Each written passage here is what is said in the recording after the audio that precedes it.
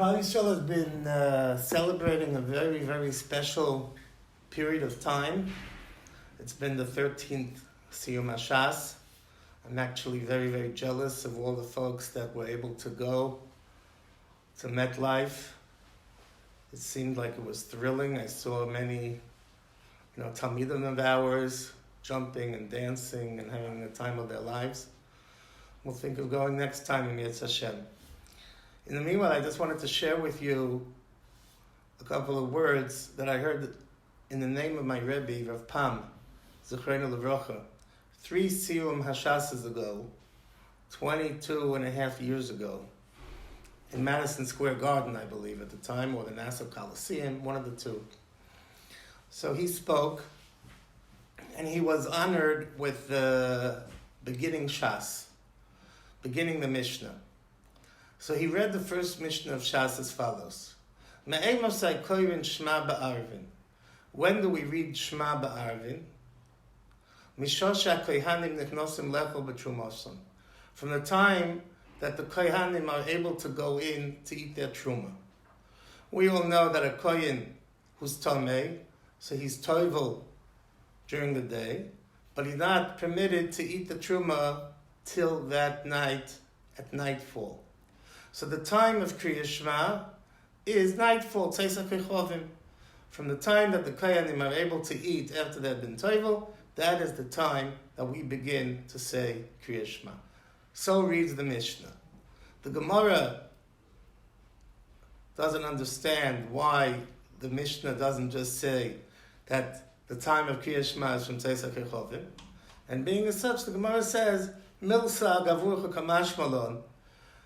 The Mishnah wants to teach us Agavurcha on the side, another chiddush, so we should know that the time that Kohanim eat their Truma is from nightfall.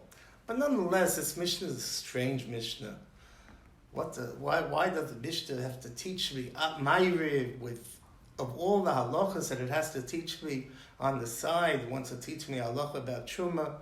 Doesn't make all that much sense. So Rav Pam Zechrenu Levrocha quoted the Iglei Tal.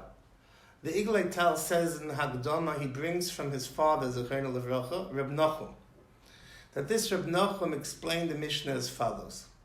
Me'emosai koyerin Shema Ba'arvin. When does a person read Shema Ba'arvis? So let's make note of the fact that a person reads Shema by Shachris, and he reads Shema Ba'arvis. But when we daven Mincha, then there's no Shema. So you kind of wonder, why is it that when we say Shema Nesrei in the morning, we have to say Shema before? When we say Shema Nesrei at night, we have to say Shema before. But when we daven Mincha, there's no Shema. So it says in Sfarim HaKadoshim, in Arizal, that we don't need to say Shema by Mincha, because the Roshim, the imprint of the Shema that we said in the morning, remains the entire day. It's not necessary to say Shema by Mincha. Only by Ma'ariv that begins a new day do we have to say Shema again. Now, similarly, a Kohen, he goes to the mikveh, he's Tomei, he goes to the mikveh by day, and he has to wait till that night in order to be able to eat Truma. So the question arises, if he went to the mikveh, he's Torah. Why does he have to wait till at night in order to be able to eat the Truma? The Teretz is that even though he went to the mikveh, nonetheless, the Roshim, the imprint of the fact that that day he was Tomei, remains with him till at night. He can't get rid of it. So that's why we need the new day to come along. A new day comes along at night, and then he's able to eat the Truma. Being as such, so the Mishnah reads perfectly crystal clear. When do we read Shema Ba'arvin? We read Shema by Arvin, we don't read Shema by Mincha. From the time that the Kohanim eat Truma. The Kohanim can eat Truma only at night. Why can they eat Truma only at night? Because the imprint of the Tumah remains with them the entire day.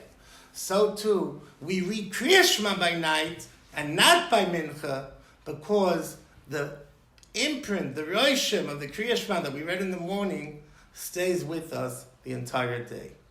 Being as such, my Rebbe, Zechariah Levrocha Rav Pam, in such an eloquent way, he concluded, imagine, a fellow gets up in the morning, and the first thing he does in the morning, if it's before davening, or immediately after davening, he goes to learn the Daf Yomi, or he'll go and learn a Gemara shir, or whatever shir it may be, whatever shir Torah it may be. If he goes early morning, and he learns that Torah, so even though he may be busy the rest of the day, and he's going to be busy with work, with parnasa, whatever it may be, but the roshim, the imprint of the fact that he started his day with learning, you could be sure is going to remain with him the entire day. So that's something that now, when all of Klal Yisrael is beginning again to learn Masechta Brachos, so understanding a little bit better that first line of Masechta Brachos, maybe that'll be a motivational factor for us to get going, to start our days the way we need to start our days. And if we start our days with Torah, with Gemara, with learning, then HaKadosh Baruch Hu will help for sure, that the roshim, the imprint of that learning that we do at the beginning of the day, will stay with us and brings us success in everything we do the entire day.